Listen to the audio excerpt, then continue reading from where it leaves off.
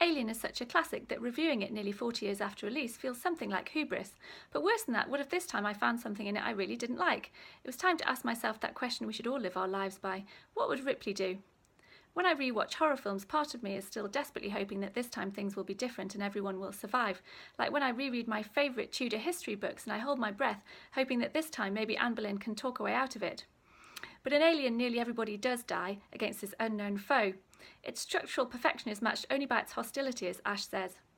The classic chestburster scene with John Hurt still works incredibly well. Just look at the look of shock on the cast's faces. It's a long scene with silence followed by panic, followed by silence, followed by panic. This is an Alien film, so there are lots of sex and birth references, though back in '79 it looks like Ridley Scott hadn't quite reached his God period.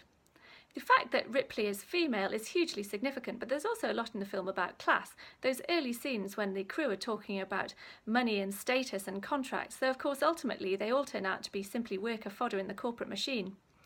This time I warmed to Lambert a lot more. She really reflects our terrors back on us, and though we like to think that in a situation like this we'd all act like Ripley, I suspect there are more Lamberts among us than we'd care to admit, wanting to draw straws to make sure the escape shuttle isn't overloaded rather than stay and fight the monster.